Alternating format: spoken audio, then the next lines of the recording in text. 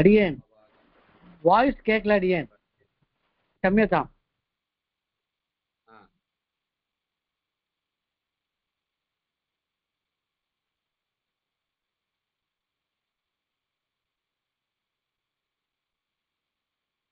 இப்ப கேக்குறதா? அடியேன் அடியேன் கேக்குறதா? அடியேன் அடியேன். अगोमिले कारुण्य चैन मध्ये कृपावसात् कल्पित सन्निधानं लक्ष्म्यासमालिङ्गित वामभागं लक्ष्मीन्द्रसंहं शरणं प्रपद्ये। नमोवन् षडगोपाय रङ्गनाथ सरद्विषौ श्रीरङ्ग वीरवेदान्ताने रङ्गनारायणौ सदा। नमः सर्वेभ्यः स्वागतं च। நம்ம இன்னைக்கு இந்த சந்தி அப்படின்றத பத்தி பார்க்க போறோம். சந்தின்றது வந்து இந்த வியாக்கரண சாஸ்திரத்துல பிரதானம், பேசிக்கா தான். வியாக்கரண சாஸ்திரம்னு எடுத்துட்டா சந்தி தான் முக்கியம். ஏன்னா சந்தி இருந்தாதான் நம்ம ஸ்லோகங்கள் வாசிக்கிறோம், பதங்கள் காவியங்கள் வாசிக்கிறோம்னா பதம் பிரிச்சு சொன்னாதான் அர்த்தம் புரியும். பதம் பிரிச்சாதான் சொல்றதுக்கு வரும். அதே மாதிரி இருக்கிறதுல பதம் பிரிக்கிறதுக்கு எந்த பதம் எப்படி பிரிக்கணும், ரெண்டு பேரும் ஜாயிண்டா இருக்கிறத எப்படி பிரிக்கணும்ன்றத சொல்றதுதான் சந்தி. சந்தினா ரெண்டு பதத்தை சேர்க்கிறது தான் சந்தி. இந்த பதம் ஒரு பதம் இருக்கும், இன்னொரு பதம் இருக்கும், ரெண்டு பதத்தை சேர்க்கறது சேர்த்து சொல்றது சந்தி. இந்த சந்தி வந்து ரெண்டு விதமா இருக்கு. ஒண்ணு நித்தியமாவும் இருக்கு, ஒண்ணு அனித்தியமா இருக்கு. அனித்தியம் எப்படின்னா இப்ப நம்ம பிரயோகம் பண்ற வச்சுக்கோம். இதி அபி இதி உக்தவான் அப்படின்னு இருக்கு. இதி உக்தவான் இத்யுக்தவான் சேர்த்து சொல்லுவோம். ஒரு ரெண்டு வேர்டை சேர்த்து சொல்லுவோம், அது சந்தி தான். ஆனா அது சந்தியான நித்தியம் இஷ்டம், நித்தியம் கிடையாது. ஏன்னா நம்ம இஷ்டம் சேர்த்து சொல்லலாம். இதி உக்தவான் பிரிச்சு சொன்னாலும் தப்பு கிடையாது, பிரிச்சு சொன்னாலும் தப்பு கிடையாது. அதனால இந்த சந்தியில வர்ற அந்த பொதுவா சந்தி பண்றதுன்றது பக்தாவுடைய இஷ்டம், சொல்றவாய் பேசுறவாவுடைய சௌகரியம். நம்ம தெரிஞ்சு சேர்த்து சந்திக்க பண்ணோம்னா பிரிச்சு சேர்த்து சொல்லலாம். தனியா சொன்னாலும் அர்த்தம் வந்துடும், அதனால அர்த்த தோஷம் கிடையாது. நித்தியம் எங்கன்னா சமாசத்துல. சமாசனம் பண்றோம்னா அந்த ரெண்டு சமாசனத்துல காம்பவுண்ட் வேர்டு, ரெண்டு வேர்டை சேர்ந்து ஒன்னாயிடும், அது காம்பவுண்ட் வேர்டு பேரு. அப்போ அந்த இடத்துல தான் சந்தின்றது நித்தியம். அந்த இடத்துல ஒரே பதம் ரெண்டு பதம் சேர்ந்து ஒரே பதம் ஆயிடும், அது நித்தியமான சந்தி. உதாரணம் சொன்னா காதல லவ்வர்ஸ் இருக்கா, கல்யாணம் இருக்கா, ரெண்டு தம்பதி மாதிரி இருப்பா. ஆனா லவ்வர்ஸ் சந்தின்றது லோக பிரயோகமா சந்தி. இஷ்டம் ரெண்டு பேர் சேர்ந்து இருப்பா, போச்சு ரெண்டு தனியா போயிடுவா, அது நித்தியம் கிடையாது சேர்ந்து இருக்கிறதா. ஆனா கல்யாண தம்பதின்றவா நித்தியமானவா, சமாசம் மாதிரி. சமாசத்துல சந்தின்றது நித்தியம். லோக மீறி சப்த சந்தி பண்றதுன்றது ரெண்டு பேரை சேர்த்து சொல்றதுன்றது பக்தாவுடைய சௌகரியத்தை பொறுத்து சேர்த்து சொல்லலாம், பிரிச்சும் சொல்லலாம். அதனால நம்ம இது வேற எடுத்துட்டு இருக்கோம் சந்தின்றது. இந்த சந்தி வியாக்கரண சாஸ்திரத்துல பேசிக்கான ஒண்ணு. இது மாகேஸ்வர இதுவான வியாக்கரணத்துக்கு பேசிக் வந்து பாரணியுடைய சூத்திரங்கள். பாரணி மகரிஷி தான் வியாக்கரண கிராமரை தயாரித்தவர். பாரணி வியாக்கரணம் நம்ம வியாக்கரணம் இருக்கு, அந்த பாரணி வியாக்கரணம் பிரயோகத்துல இருக்கு. அந்த பாரணி வியாக்கரணத்துக்கு முன்னாடி பேசிட்டு இருந்திருக்கா, அதை ஒரு வழிமுறைப்படுத்தி பேச ஒரு ரூல்ஸ் போட்டவர் தான் பாரணி. அவர் காலம் அப்படியே வர வர என்ன ஆயிடுச்சு, அவர் ஒட்டி சூத்திரங்களை மாத்திரம் எழுதி போயிடுவார். சூத்திரம் எழுதிப்பட்டு அப்ப இருந்த வித்வான்கள் நல்ல ஞானவான்களா இருந்தா அது சூத்திரம் சொன்னாவிட்டே புரிஞ்சுருக்கு அவருக்கு. அது காலப்போக்கில் புரியல, அதுக்கு விற்பிக்காரங்க விற்பிலாம் எழுதினு வந்தா. இப்ப காத்தியாயன விற்பின்னு இருக்கு, காசிகா விற்பின்னு இருக்கு. விற்பின்னா அந்த சூத்திரத்துக்கு மீனிங். இப்ப திருவள்ளுவர் திருக்குறள் எழுதியிருக்க, அதுக்கு வியாக்கியானம் பண்ணியிருக்கல. அப்ப திருக்குறள் காலத்தை திருக்குறள் மாதிரி தான் சொல்லியிருக்க. அப்போ இருந்தவா ஞானம் இருந்தது, தமிழ் அப்படியே புரிஞ்சு விட்டா. போக போக போக என்ன எடுத்து புரியல, அதுக்கு கமெண்ட்ரி பண்ண வேண்டியதா போயிடுது. அதே மாதிரி சூத்திரக்காரர் காலத்துல பாண்டிய காலத்துல சூத்திரம் மாத்திரம் இருந்தது. அப்புறம் அவர் காலத்துக்கு அப்புறம் அதுக்கு விற்பிக்காரர்லாம் நிறைய பேர் விற்பி எடுத்துட்டு வந்தார். அந்த விற்பியில் இருந்தது அப்புறம் பாஷையம் எழுதியிருக்க, பாஷைக்காரர் பாஷையம் எழுதியிருக்க.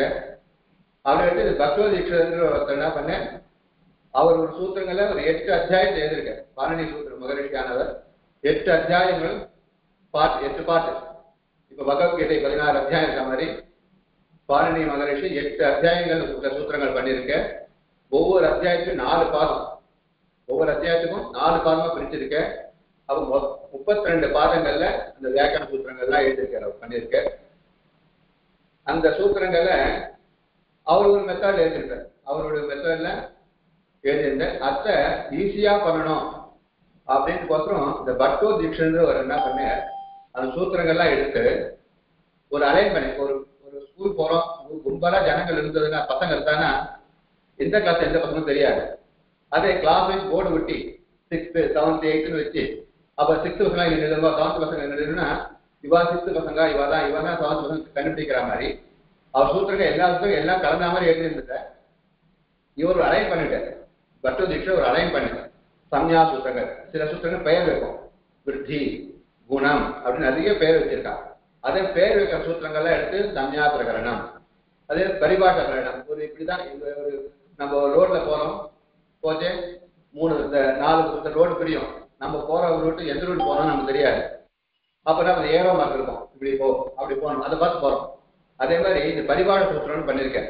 அது என்ன எந்த இடத்துல இப்படிதான் பண்ணணும், இந்த சூத்திரம் இப்படிதான் வரும், அப்படிதான் நியமம் இல்லாத இடத்துல, நியமம்னா ரூல்ஸ் இல்லாத இடத்துல எப்படி பண்ண சந்தேகம் வரும், அந்த இடத்துல இப்படிதான் பண்ணணும்னு சொல்ற சூத்திரங்கள்லாம் வச்சு பண்ணிருக்கிறது அது பரிபாஷ சூத்திரம் பேரு. அந்த சூத்திரங்கள் ஒரு பாட்டா போட்டு அதுக்கப்புறம் இந்த சந்திகள் போட்டு ஒரு பாட்டா வச்சிருக்கேன். அது வந்து 5 சந்தியா பிரிச்சிருக்கு. சந்திய 5 விதமா 5 பிரகாரமா சந்தி போட்டிருக்க. பஞ்ச சந்தி என்ன சொன்ன, அச்சந்தி, ஹல் சந்தி, விசர்க சந்தி, சுவாதி சந்தி, பிரகிருதி பாவ சந்தி அப்படின்னு சந்திய 5 விதமா பிரிச்சு 5 வித சூத்திரங்களை எடுத்து அவரை பொறுமையா போட்டிருக்க.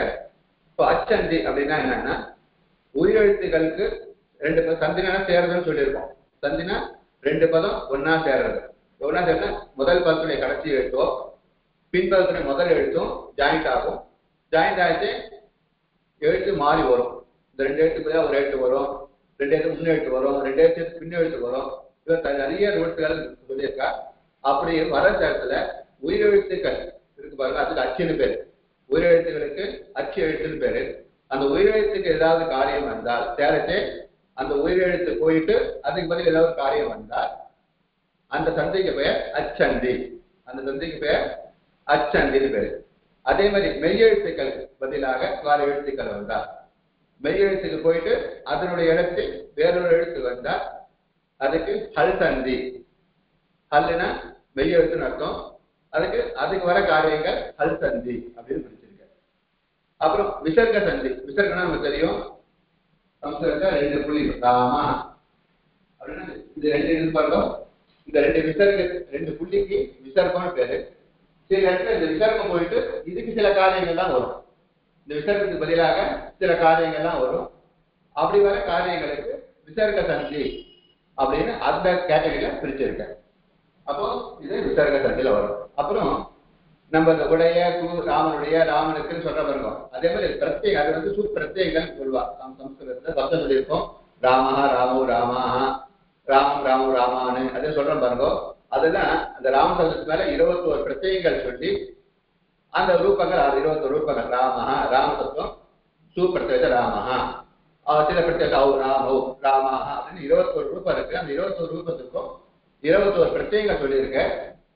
அந்த 21 பிரத்யேகங்கள் வந்து 21 ரூபம் ஆறு ஒவ்வொரு சப்தத்துக்கும். அப்போ அந்த அந்த பிரத்யேகம் இருக்கு பாருங்க, அந்த பிரத்யேகத்துக்கு வர காரியங்கள் என்ன இருக்கோ அந்த வர இடத்துல தான் வர காரியங்கள் முதலான பிரத்யேகம் இருக்கிறதுனால அது சுவாதி பிரத்யேகம்னு சொல்லுவார். அப்போ சுவாதி சந்தி. சு ஆதினா சுவாதின்னு அர்த்தம். சு ஔஜஸ் அம் ஔஷத்தில் 21 பிரத்யேகங்கள் விதிச்சிருக்க. அந்த 21 பிரத்யேகங்களுக்கும் என்ன காரியங்கள் வருதோ அது சுவாதி சந்தியில வந்துடும். அப்புறம் பிரகிருதி பாவ சந்தின்னு ஒண்ணு. பிரகிருதி பாவ சந்தினா சந்திய பாவா. சந்திய பாவனா இப்ப நம்ம ஆடி மாசம் சொல்லுவோம். ஆடி மாசம்னா கல்யாணம் பிரிச்சு வைக்கிறது அப்படின்னு. அதே மாதிரி சில இடத்துல பிரகிருதி பாவனா சந்தி வரத்துக்கு பிரசக்தி இருக்கும். 2 பதமும் சேரத்துக்கு பிரசக்தி தகுதி இருக்கும். தகுதி இருந்தும் சேராம இருக்கும். தகுதி இருந்தும் அதுக்கு ஒண்ணு சேராம இருக்கிற இடம் பிரகிருதி பாவ சந்தி. அது பிரகிருதி பாவனா சந்திய பாவா. சந்தி வரத்துக்கு தகுதி இருந்தும் ஆனா சேராது. ரெண்டும் ஒண்ணுக்கு ஒண்ணு ஜாயிண்ட் ஆக சில இடத்துல. அப்படிப்பட்ட சந்திலாம் பிரகிருதி பாவ சந்தின்னு வரும். அதுக்குள்ள வரும். அப்போ அச்சந்தினா உயிரெழுத்துக்கு வர சந்தி அச்சந்தி, மெய்யெழுத்துக்கு வர சந்தி அல்சந்தி, விசர்கத்துக்கு வர சந்தி விசர்க சந்தி, சு ஔஜஸ் இந்த 20 பிரத்யங்களுக்கு வர காரியங்களா இருந்தா அது சுவாதி சந்தி. பிரகிருதி பாவ சந்தினா சந்தியே வராத இடம், சந்தியே வராத இடத்துக்கு பிரகிருதி பாவ சந்தின்னு 5 விதமான சந்திகளை கௌமுதிகாரர் பிடிச்சு வச்சிருக்கார்.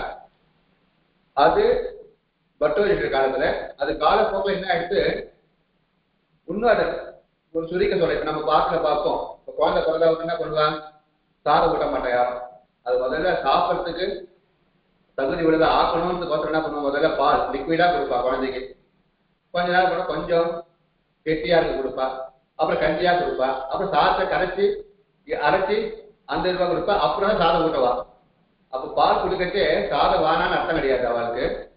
முதல்ல அப்படியே நேரம் சாதம் கொடுத்தா சாப்பிடாதோ என்னமோ தோன்ற மாட்டேங்கும், கஷ்டப்படும், சாப்பிடாம விட்டுடும். அதுக்கோசம் என்ன பண்ணுவோம், அதுக்கு ஆசை கொஞ்சம் கொஞ்சமா கொடுத்து அதுக்கு பழக்கம் பண்ணி மேல சாதம் ஓடுறதுக்கு நம்ம பழக்கம் பண்ற மாதிரி அந்த பாரதியுடைய சாஸ்திரங்கள் படிக்கிறதுன்றது ரொம்ப நேரம் பார்த்தா கிராமட்டிக்கல் கிராமர்ஸ் கொஞ்சம் கஷ்டமா இருக்க மாதிரி இருக்கும். சரி இதான் கூட அவர் ரொம்ப கஷ்டப்படக்கூடாதுன்னு என்ன பண்ண அவர் சுருக்கி சொன்னேன். அத்தையே என்ன பண்ண இன்னும் கொஞ்சம் வரராஜ பட்டன்றவ இன்னும் அந்த சூத்திரம் நிறைய சூத்திரங்கள் சுருக்கிட்டு இது சூத்திரமே போட்டு ரொம்ப சுருக்கிட்டேன். சுருக்கி லகு சித்தாந்த கௌமுதின்னு ஒன்று பண்ணியிருக்கேன். லகு சித்தாந்த கௌமுதி பண்ணி அந்த பாணி சூத்திரம் நிறைய சூத்திரங்களை குறைச்சி இன்னும் சின்னதாக்கி அவர் அப்படி கொடுத்துருக்காரு. அவர் கொடுத்ததுனால அந்த பாணி பட சூத்திரங்கள் வேணாம் அர்த்தம் கிடையாது.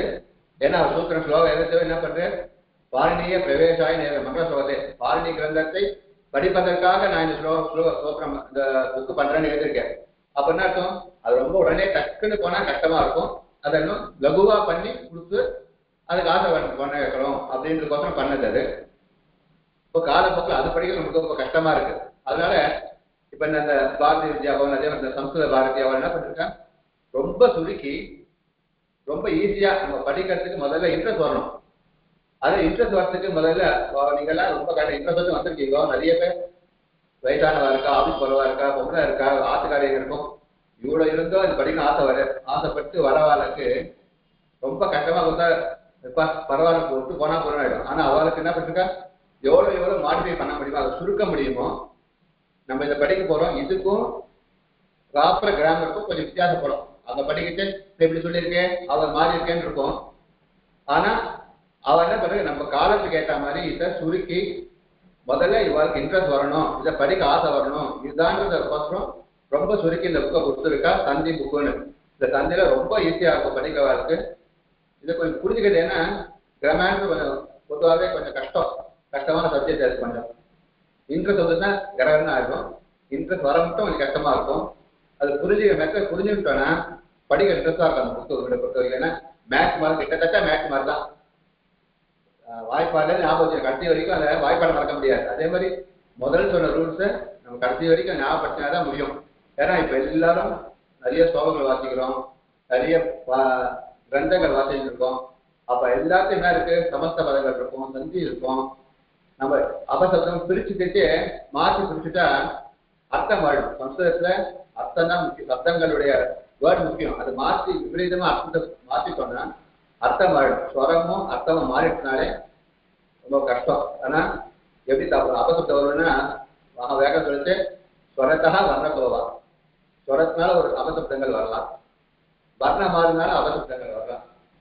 என்ன இது நம்ம பார்த்துருக்கோம் ராமாயணத்துல நிர்தேவத்வம் அப்படின்னு கேட்கணும். அவர் நிர்தேவத்னா எந்த தேவர்களாலும் கொல்லப்படாதவனாக இருக்கணும்ன்ற ஜெயிக்கப்படாதவனு வரணும்னு கேட்க வேண்டிய ராவணன் நிர்திராவத்வம்னு நிர்தேவ நிர்தான மாற்றி சொல்லிட்டான். தேவைக்கு மாறிட்டு அதனால தூங்கிட்டே இருந்தான் அப்படின்னு சொல்லுவோம். அதனால வர்ணம் மாறினாலும் ஆயிடும். அதே மாதிரி விருத்தன் ஒரு அரக்க என்ன பண்ணா, இந்த சத்துரு வர்ஜஸ்வா அப்படின்னு சொல்ல பிரயோகம் பண்ணணும். இந்திரனாகிற எதிரியை கொள்ளு அப்படின்னு சொல்ல வேண்டிய இடத்துல இந்த சத்துரு வர்ஜஸ்வா சொரத்தை மாத்திட்டான். என்ன சொரத்தை மாத்தினா, இந்திரஹா சத்ரு எத்திய எத்திய எவனுக்கு சத்ரு எதிரியானவன் இந்திரா இந்திரனும் அப்படின்னு பகுவரிய சமாசமா மாறிட்டு. இப்ப எவனுக்கு இந்திரன் சத்ரு, இவனுக்கு தான் இந்திரன் சத்ரு, அவனை கொள்ளு அப்படின்னு ஆனதுனால இவனே அந்த மந்திரத்தால அழிஞ்சுட்டான் அப்படின்வா. அதனால சம்ஸ்கிருதத்துல பொறுத்த வரைக்கும் ஸ்வரமும் வர்ணமும் ரொம்ப முக்கியம். அதனால அபசப்த பிரயோகங்கள் வந்துடும். அது வராமல் இருக்கணும்னா நம்ம இதை தப்பலாம் சொல்லணும். அப்போ நம்ம நிறைய சொல்லிட்டு இந்த பேசிக்கான இந்த சந்திகளை நம்ம தெரிஞ்சுக்கிட்டோம்னா ஈஸியா இருக்கும். அது ஸ்லோகங்கள் பிரிக்கட்டு ஈஸியா பிரிச்சு அர்த்தம் புரிஞ்சுக்கிறதுக்கும் சொல்றதுக்கும் இனிமையா இருக்கும். அதனால இந்த சந்தின்றது ரொம்ப முக்கியமா இருக்கு. அப்போ இந்த 5 சந்தியில நம்மளுக்கு என்ன நமக்கு ரொம்ப குறிச்சு கொடுத்துருக்காங்க இந்த புக்கில். இதை நம்ம கைனா ஃபுல்லா பார்த்தாலே ஓரளவுக்கு நமக்கு புரிஞ்சிடும். இவன் இன்னும் 5 சந்தியா கொடுக்கல, இவன் 3 தான் ஆக்கியிருக்கான். ஏன்னா பட்டோதீட்ச காலத்துக்கு அப்புறம் அந்த லகு சித்தாந்த பொங்கல்ல என்ன பண்ணிட்டா 5 சந்தியை 3 ஆக்கிட்டான். அந்த பிரகிருதிவா சந்தியையும் சுவாசந்தி உள்ளுக்குள்ளே அடக்கிட்டு அச்சந்தி அல்சந்தி விசர்க சந்தி இது 3த்துக்குள்ளேயே மீது எல்லாத்துக்கும் அடக்கிட்டான். அப்ப இதுலயும் அதே மெத்தட் தான் ஃபாலோ பண்ணியிருக்கா இந்த புக்லையும். அதே மாதிரி அந்த ப்ராப்பர் கிராமருக்கும் இதுக்கும் கண்டிப்பா கொஞ்சம் கொஞ்சம் சில இடத்துல வித்தியாசங்கள் வரும். அதை நம்ம அப்போ பார்த்துக்கலாம். அது அதை பத்தி பிரமிக்க வேண்டாம். இப்ப இந்த புக்கை பொறுத்த வரைக்கும் நம்ம இந்த புக்கு நமக்கு இது என்ன இருக்கோ அதை நம்ம படிப்போம், இதுல இருக்கிறத புரிஞ்சுப்போம். மேல் பாடம் போச்சு நம்ம மேல இருக்கிறத மாத்திட்டு எங்க மாறுறதோ நம்ம மாத்திக்க வேண்டியதுதான். நம்ம அது ஒன்றும் பிரச்சனை இருக்காது. உங்களுக்கு ஏதாவது சந்தேகம் தான் கேளுங்க. நான் மூலமா என்னை பொறுத்த வரைக்கும் நான் பாடம் பண்றது முக்கியம். பாடம் முடிக்கிறது அவசியம் இல்லை, தெரிஞ்சுக்கிறது தான் அவசியம். எவ்வளவு ஸ்லோவா போனாலும் பரவாயில்ல. இன்னைக்கு நடக்கிறது நாங்கள் புரிஞ்சுட்டோம்னா மேலே போகலாம். கஷ்டமான ஒன்று 2வது நடத்துறேன், எனக்கு ஒன்றும் ப்ராப்ளம் இல்லை. நீங்களும் புரியாம புரிஞ்சுன்னு சொல்லி நினைச்சு கேட்கற கஷ்டப்பட வேண்டாம். நீங்க தைரியமா உங்களுக்கு சந்தேகம் இருக்கிறத கேளுங்க, எனக்கு தெரிஞ்சதை கண்டிப்பா சொல்றேன் நான். அதனால பாடம் முடிக்கிறது நம்ம வச்சுக்காம முதல்ல நமக்கு ஏன்னா 5-6 நாள் டைம் இருக்கு, இந்த புக்கு முடிச்சுடலாம். முதல்ல கொஞ்சம் பிக்கப் பண்ணிட்டோம்னா ஈஸியா மேலே போயிடும். அதான் பேசிக் பண்ணது நம்ம சிரமப்படாம சந்தேகத்தை தைரியமா உங்க சந்தேகத்தை கேட்டீங்கன்னா எனக்கு நிவர்த்தி பண்ணிட்டு மேலே போகிறது ஈஸியா இருக்கும். இப்போ உங்களுக்கு எதனா சந்தேகம் தான் சொல்லுங்க, நாங்கள் கத்தினத்துல கேளுங்க, மேலே அப்புறம் இது பண்ணுறோம். அடியேன் இதோட ரெக்கார்டிங் போஸ்ட் பண்ணுவீங்களா அடியேன்? பண்றேன். அடியேன் அந்த இந்த குரூப் அந்த இதுலையும் போடுவோம், நாங்கள் எங்களுடைய யூடியூப் சேனலையும் போடுவா, நம்ம இதுலையும் போறோம், நம்ம குரூப்லையும் போறோம். அடியேன் அடியேன் தாஸ் தாஸ். சுருக்கமா சொல்லுங்க. அந்த 5 வித சந்தியும் திரும்பவும் சொல்லுங்க சாமி. 5 சந்தி. அச்சு சந்தி, உயிரெழுத்துகள் வர சந்தி அச்சு சந்தி, பல் சந்தி,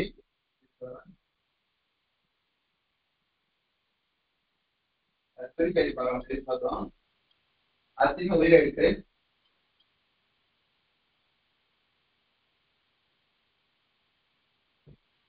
அல் மெய்யெழுத்து. அதுதான் சந்தினா அங்க மெய்யெழுத்துல உண்டாகிற சந்திக்கு அது சந்தி பேரு.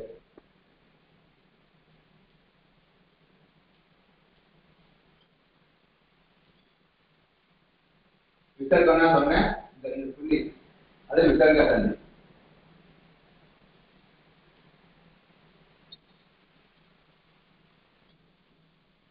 சுவாதி சந்தினா அந்த 20 பிரத்யங்கள் இருக்கு, அது பிரத்யேக சந்தினா சுவாதி சந்தில வரும்.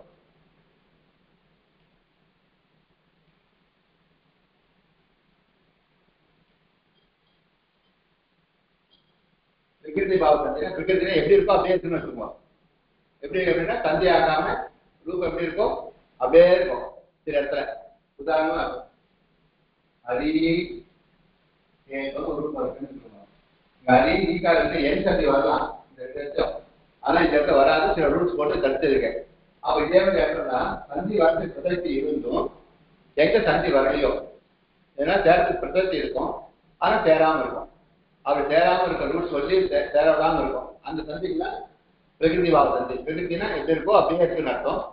அது பிரகிருதி பாவ சந்தி. அச்சந்தி உயிரெழுத்து வர சந்தி, அல்சந்தி மெய்யெழுத்து வர சந்தி, விசர்க சந்தி அந்த விசர்கத்துக்கு வர சந்தி, சுவாதி சந்தி இந்த சுவாதி பிரத்யங்கள் 25 பிரத்யங்களுக்கு வர சந்தியில சுவாதி சந்தியில வரும். பிரகிருதி பாவ சந்தி சந்தியே வராத இடம், சந்திய பாவா சந்தியினுடைய அபாவம், சேர்ந்து இல்லாம இடம், அது சந்திய பாவா பிரகிருதி பாவ சந்தி. சந்தேகம் இருக்கா? அடியன் தாசன் சுவாமி. ஓகே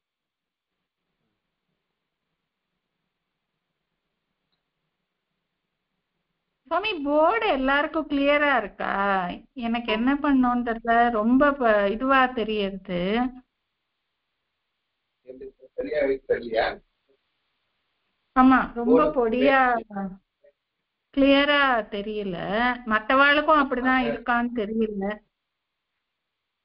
எனக்கு ஒருவேளை டென்ல போறதுனா அப்படி இருக்கான்னு தெரியல.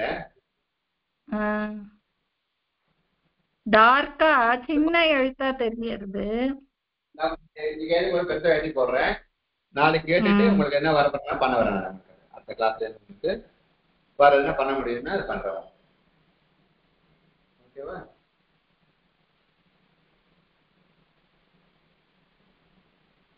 இப்ப இதுல வந்து இவ ஆரம்பிச்சது வந்து மேல பாடம் போலாமா? சந்தேகம் இருக்க வரதுன்னா போலாம் சுவாமி. ஓகே. இவ முதல்ல என்ன கொடுத்துருக்கா? அக்ஷரம். இப்ப நம்மளுக்கு எல்லாருக்கும் அக்ஷரம்லாம் தெரியுமா? எழுத்துக்கு சம்ஸ்கிருதம் தெரியுமா? தெரியாத யாரா இருக்காதா? எல்லாம் எழுத்து தெரியும்ல? அதான் இந்த பாட்டு கொஞ்சம் நம்ம வேகமா போடாம எழுதி போறேன் வேகமா போனா போறாங்க. முதல்ல அக்ஷர புக்கு எல்லாம் இந்த இது இருக்கா? பிடி பம்ப்ல வச்சிருக்கீங்களா? பார்க்க முடியுது இல்ல எல்லாருக்கும்? நீங்க பிடிஎஃப் அனுப்பிச்சீங்களா சுவாமி? அதான் இருக்கு சுவாமி. அந்த பிடிஎஃப் தான். ஓகே. அதான் அது பிரகாரம் நான் லைனா அப்படியே படிச்சுட்டு போறேன். படிச்சு உங்களுக்கு அர்த்தம் சொல்லிடுறேன். முதல்ல அக்ஷர பிரகாரம். அக்ஷரம்னா எழுத்துக்குன்னு அர்த்தம். இங்க அர்த்தம் அக்ஷரம்னா எழுத்து. அக்ஷரம் ஸ்ரவணேந்திரிய கிராஹ்யம் அக்ஷரம். அக்ஷரம்னா என்னன்னா ஸ்ரவணேந்திரிய கிராஹ்யம். ஸ்ரவணம்னா கேட்கறது. ஸ்ரவணத்துக்கு இந்திரியம் எது? காது. அப்ப ஸ்ரவணமா இந்திரியமான காதுனால் எது கேட்கப்படுகிறதோ இந்திரிய கிராஹ்யம்னா கேட்கறது அர்த்தம். ஸ்ரவணத்துக்கு இந்திரியமா எது? காது. அந்த காதினால் எது கேட்கப்படுகிறதோ அதுதான் அக்ஷரம். ஏன்னா அக்ஷரம் எழுத்த எது பண்ண முடியும்? காதால கேட்கறதுனால அதுதான் ஸ்ரவணேந்திரிய கிராஹ்யம் அக்ஷரம்னு சொல்லியிருக்காங்க. ஸ்ரவண இந்திரிய கிராஹ்யம். ஸ்ரவணம்னா காது, ஸ்ரவணம்னா கேட்கறதுடைய, இந்திரியம்னா அதோடைய ஒரு அந்த வஸ்து. ஸ்ரவணத்துக்கு எது கேட்கறதுக்கூடிய தன்மை உடையதோ அது ஸ்ரவணம். ஒவ்வொரு தன்மை ஒன்று இருக்குல்ல, மூக்கு நுகர்தல், வாய் நாக்கு ருசித்தல், கண் பார்த்தல், அதே மாதிரி கேட்டது எது? காது. அப்போ ஸ்ரவணம்னா கேட்டல். அந்த கேட்டல் தன்மையை உடையது எது? இந்திரியம், அது காது. அந்த ஸ்ரவணேந்திரியத்துக்குனால கிராஹ்யம் எது கேட்கப்படுகிறதோ அதுக்குதான் என்னன்னு பேரு? அக்ஷரம்னு பேரு. நேக்கரதி அப்படின்னு சொல்றோம். அக்ஷரம்னு பேரு. அந்த அக்ஷரமானது அந்த அக்ஷர தத்து அந்த அக்ஷரமானது கண்ட தாழ்வாதி அபிகாசேன அபிவியஜ்யதே. அது கண்டம் காது முதலான. கண்டம்னா கழுத்து. எழுத்துக்கள்லாம் எங்க உண்டாடுதுன்னு சொல்றாருன்னா பின்னாடி சொல்ல போறேன். எந்தெந்த எழுத்துக்கும் ஒவ்வொரு எழுத்துக்கும் ஒரு ஸ்தானம், ஒரு இடம் இருக்கு. வாய்க்குள்ள ஒவ்வொரு ஸ்தானத்திலேருந்து ஒவ்வொரு எழுத்தானது உண்டாடுன்னு சொல்ல போறார். அப்போ எல்லாமே இந்த வாய்க்குள்ளதான் இருக்கு. அப்போ வாயிலிருந்து கண்டம் ஸ்தானங்கள் சொல்றதுனால கண்ட தாழ். கண்டனா கழுத்து, தாழ்னா தாடை. கண்ட தாழ்வாதி கண்ட தாழு முதலான ஒரு 8 ஸ்தானம் சொல்ல போறா. இதுல இந்த கண்ட தாழு முதலான தாழ்வாதி அபிகாசேன, அதனால வெளிக்காரணம். அபிகாசனா வெளியே வருகிறதுன்னு அர்த்தம். அதை அடைந்து அபிவியஞ்சதே வெளிப்படுகிறது. அபிவியஞ்சதுன்னா வெளிப்படுதல் அர்த்தம். அந்த கண்டம் தாழு முதலான ஸ்தானங்களினால் அந்த எழுத்தானது அபிவியஞ்சதுன்னா வெளிப்படுகிறது. அந்த எழுத்து எப்படி வெளிப்படுறது? தாளம், கண்டம், தாழு, பற்கள், நாக்கு முதலான ஸ்தானங்கள் சொல்ல போற. இதே நாக்கினால அந்த எழுத்துக்கள்லாம் அபிவியஞ்சதென வெளிப்படுகின்றன அப்படின்னு அர்த்தம். அக்ஷர செய்வ நாமாந்தரம் வர்ணா. அக்ஷர செய்வ அந்த அக்ஷரம்னு சொல்றோமே, அந்த அக்ஷர செய்வ அதுக்குதான் நாமாந்தரம். நாமம்னா பெயர். அந்நியத்து நாமம் நாமாந்தரம். நாமாந்தரம் வேறொரு பெயர், மற்றொரு பெயர் சொல்றோமே. அக்ஷரம்னு சொல்லலாம். அது வேறொரு பெயர் என்னன்னா வர்ணா. வர்ணானா எழுத்துன்னு. அதுக்கும் பேர். அக்ஷரம்னா எழுத்து, வர்ணகான எழுத்து.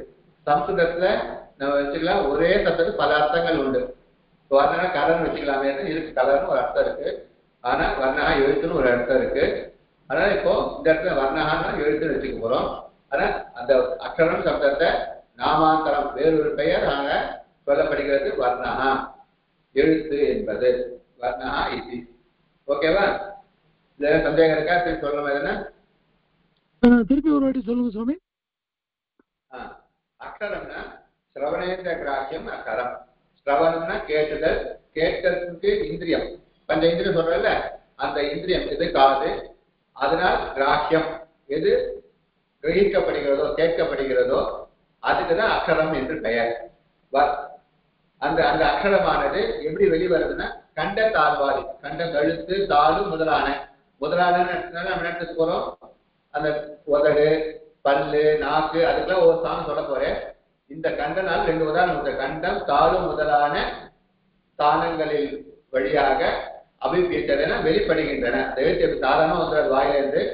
அந்த காற்றானது மேல எழுப்பப்பட்டு வயிற்றிலிருந்து காற்று எழுப்பப்பட்டு ஒவ்வொரு இடத்து ஸ்தானத்துல பட்டு வாயு வழியாக வெளியே வர போறது. கழுத்துல பட்ட கண்டம் அகார முதலானகள், தாடையில பட்டு ஒரு எழுத்து உண்டாக போறது, நாக்குல இருந்து ஒரு எழுத்து உண்டாக போறது, மூர்த்தா வாயுடைய மேற்பகுதியிலிருந்து ஒரு எழுத்து வர போறது சொல்ல போற. அப்போ அந்த காற்றானது ஒவ்வொரு ஸ்தானத்துல பட்டு ஒவ்வொரு இடத்துல பட்டு ஒவ்வொரு எழுத்துக்கள் உண்டாகின்றன அப்படின்றத சொல்றாங்க. அக்ஷரம் எப்படி வருதுன்னா எல்லாம் ஒரே இடத்துல வரல, ஒவ்வொரு ஸ்தானத்துல பட்டு அபிவியஞ்சன வெளிக்கிளம்புகின்றன வெளிப்படுகின்றன. அது அப்ப அந்த அக்ஷரத்தை அந்த அக்ஷரம் நம்ம சொன்னமே, அந்த அக்ஷரத்துக்கு தான் நாமாந்தரம் வேறொரு பெயர் இருக்கு, அது வர்ணஹா எழுத்து. வர்ணஹானா எழுத்து, அக்ஷரம்னால எழுத்து, வர்ணஹானாலும் இந்த அர்த்தம் எழுத்து அப்படின்னு அர்த்தம். சரியா? சந்தேகம் இருக்கா? Clear for me.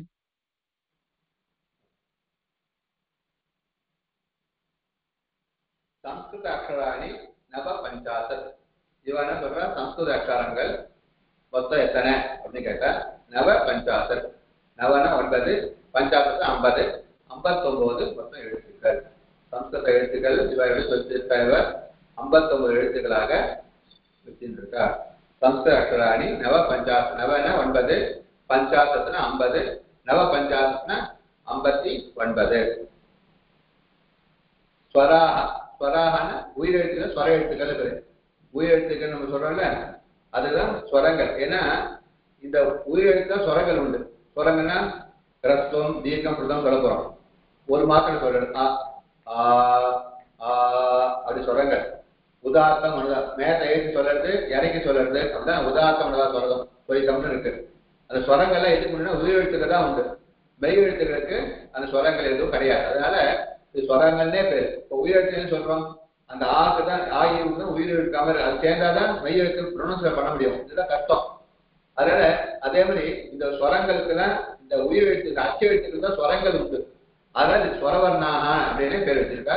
ஸ்வராக அப்படின்னா உயிரெழுத்துக்கள் அர்த்தம். ஸ்வராக துவா விம்சதி. விம்சதினா 20, துவானா 2, 22 எழுத்துக்கள். 49ல 22 எழுத்துக்கள் உயிரெழுத்துக்கள். ஸ்வராக துவா விம்சதி. அது போட்டு எதிர கொடுத்துருக்கா பாருங்க, கட்டம் போட்டு கொடுத்துருக்கா பாருங்க. கிரஸ்வஹா தீர்கா புதா 3 கொடுத்துருக்க. கிரஸ்வானா ஒரு மாத்திரை, கிரஸ்வானா ஒரு மாத்திரைன்னா என்னன்னா இப்படி ஒரு தீக்கு போற பார்க்கலாம், அதான் ஒரு மாத்திரை. ஆ இ உ அப்படின்னு சொல்றோம் பார்த்தீங்களா, அதெல்லாம் ஒரு மாத்திரை கணக்கு. அப்ப அந்த எந்தெந்த எழுத்துக்கள் அப்படின்னா ஆ இ உ ரு லு, இந்த எழுத்துக்கள்லாம் கிரஸ்வ எழுத்துக்கள். சம்ஸ்கிருதத்துல கிரஸ்வ எழுத்துக்கள் இதுதான். ஆ இ உ ரு லு, இந்த 5 தான் கிரஸ்வமான எழுத்துக்கள். அப்புறம் தீர்க்க எழுத்துக்கள் என்னென்ன, இப்போ நம்ம தமிழ பார்த்திருப்போம். அ ஆ இருக்கு, இ இ சம்ஸ்கிருதம் இருக்கு, உ உ சம்ஸ்கிருத தமிழ் எழுத்து இருக்கு, ரு ரு தமிழ கிடையாது, சம்ஸ்கிருதத்துல எழுத்துக்கள் ரு ரு அது இருக்கு, வேற இருக்கு. லு, அந்த லு சொல்றோம்ல, அந்த லு அந்த எழுத்து சம்ஸ்கிருதோட தமிழ கிடையாது. அதே மாதிரி ரு இது ரெண்டும் சம்ஸ்கிருதத்துக்கு தமிழ கிடையாது. ஓகேவா? அப்புறம் சம்ஸ்கிருதத்துல ஏ சொல்றேன், இந்த எழுத்து தமிழ் 2 இருக்கு. ஏ ஒண்ணு இருக்கு, ஏ ஒண்ணு இருக்கு, ரஸ்வம் இருக்கு, தீர்க்கம் இருக்கு. ஆனா சம்ஸ்கிருதத்துல ரஸ்வம் கிடையாது, தீர்க்கம் தான். ஏ தான் சொல்லணும், ஏ சொல்லக்கூடாது. அ ஆ இ இ உ உ ரு ரு லு, அது ரஸ்வம். ஏ ஏ சொல்லக்கூடாது சம்ஸ்கிருதத்துல ஏ. அதே மாதிரி இது ஐ, இது தீர்க்க கிரஸ்வம் கிடையாது, தீர்க்க எழுத்து ஐ. 2 வார்த்தை சொல்லணும். ஐ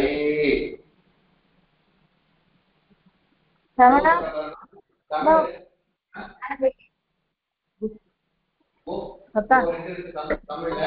ஆனா சம்ஸ்கிருதத்துல இந்த கிரஸ்வம் கிடையாது, தீர்க்கனா ஓ அதான் உண்டு. அதே மாதிரி மாத்தி மாத்தி கூப்பிட்டு ஔ, இந்த ஔவும் 2 வார்த்தை சொல்லணும். ஔ அப்போ ஏ ஐ ஓ ஔ, இது 4மே தீர்க்கம்னா வந்து கிரஸ்வம் கிடையாது. அதே மாதிரி ல், அதுக்கு தீர்க்கம் கிடையாது, ஞாபகம் வச்சுக்கணும். லுக்கு தீர்க்கம் கிடையாது. ஏ ஐ ஓ ஔ, அதுக்கு கிரஸ்வம் ஒரு மாத்திரம் கிடையாது, 2 மாத்திரம் தான் உண்டு.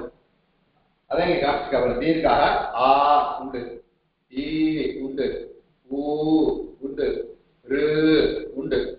லுக்கு லு தான் இந்த லு சொல்லக்கூடாது, கிடையாது. அதனால லுக்கு தீர்க்கமானது கிடையாது.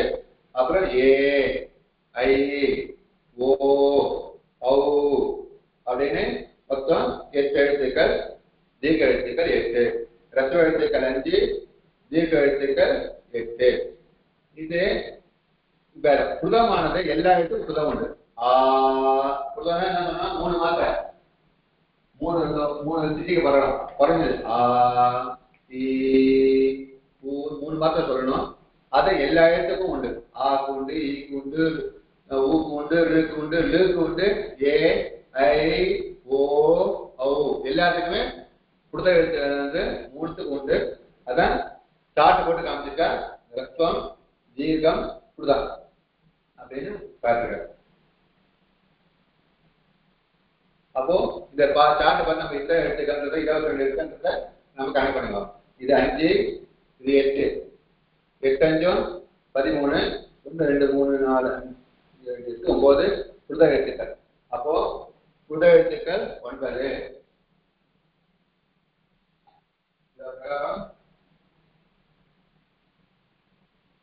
ரஸ்வம் 5, தீர்க்கம் 8, புதம் 9. வழக்கம் 22. மொத்தம் 22 எழுத்துக்கள். அதான் நான் சொல்லியிருக்கேன். ஸ்வராக துவாவிஞ்சதி, ஸ்வர எழுத்துக்கள் மொத்தம் 22. சந்தேகம் இருக்கா?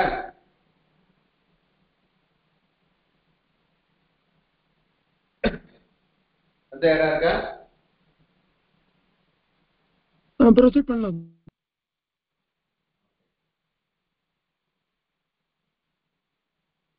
அடுத்த எழுத்து சொல்லிருக்க அயோகவாகா, அயோகவாகா அப்படின்னு ஒரு எழுத்து சொல்லிருக்க. இந்த அயோக வாகங்கள் 4, அயோக வாகங்கள் மொத்தம் 4 இருக்கு. இத நான் சொல்லிடுறேன், இதனுடைய விவரத்தை நான் அடுத்த காலத்துல பார்ப்போம். அனுஸ்வாரம் இப்படி போட்டு வரல, கிராமம் தனியாட்டு பேரப்படாது, நம்ம புரிந்து சொல்றேன். கிராமம் தேவம், இதுக்கு பேரு அனுஸ்வாரம் பேரு. மேல இருக்கிற புள்ளிக்கு பேரு அனுஸ்வாரம். அப்புறம் விசர்க்கம், நம்ம எங்க பார்த்தோம், 2 புள்ளி இருக்கு, விசர்க்கம். அப்புறம் இந்த அர்த்தத்தை பாதி மேல பாதி கீழே போட்டு இந்த எழுத்தோ இது தனி எழுத்து, இது தனி எழுத்து, இதுவோ இதுவோ இருந்தால் இதுக்கு திக்வா மொழின்னு பேரு, அப்படின்னு சொல்லணும். இதுக்கு திக்வா மொழியம். அதே மாதிரி போட்டு இதுக்கு உபத்மானியன்னு பேரு.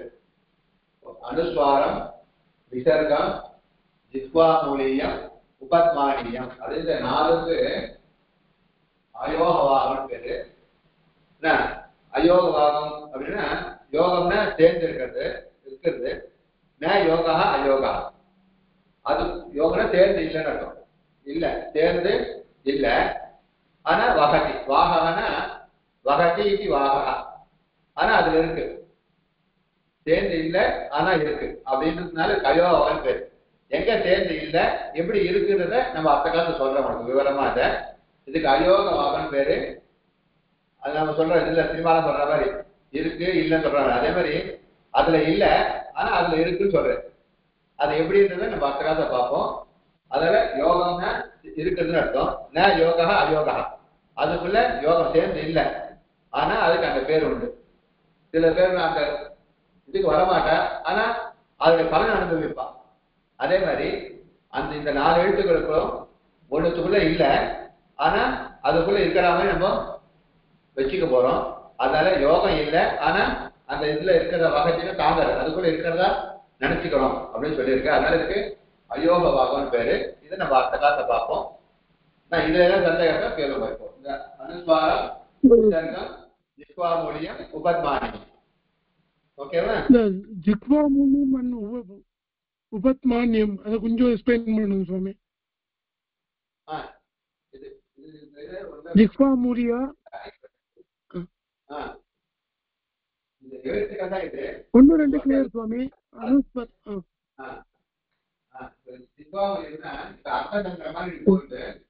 முதல் இல்லை போட்டு ரெண்டாவது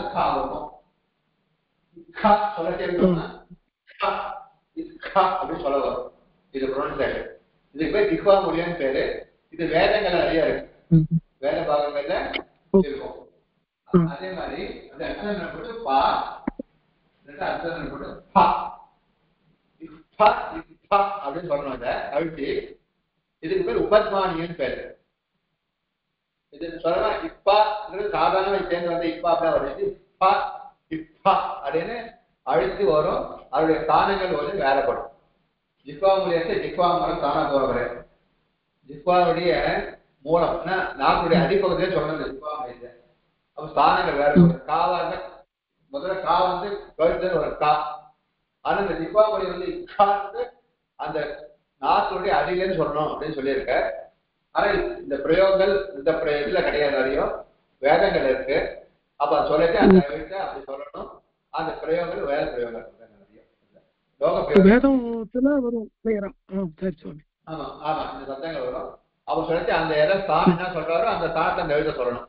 இப்ப ஜிஹ்வாமொழி வந்து ஒரு ஸ்தானம் சொல்லியிருக்க, உபத்மானிக்கு ஒரு ஸ்தானம் சொல்லியிருக்க. அந்த ஸ்தானம் எந்த ஸ்தானம் சொல்லியிருக்காரோ அந்த எழுத்து ப்ரொனன்சியேட் பண்ணணும். அவ்வளவுதான். அந்த எழுத்து இருக்கிறது இப்ப காட்டு கேட்டவன். Okay okay okay. வேற சந்தேகம் இருக்கா? சரி, இந்த கிளாஸ் முடிச்சுப்போம். தன்யவாதாக. நாளைக்கு கிளாஸ இன்னைக்கு இந்த கிளாஸ் நாளைக்கு முன்னாடி கொஞ்சம் வச்சுருவோம். ஏன்னா துதியா வச்சு இருக்க வேண்டாம்னு. நாளைக்கு எல்லாரும் சௌரியப்பட வச்சுன்னா நாளைக்கு வச்சுக்கலாம். இல்லை ஒரு காலாக வச்சுனா கூட போறோம் நம்மளுக்கு.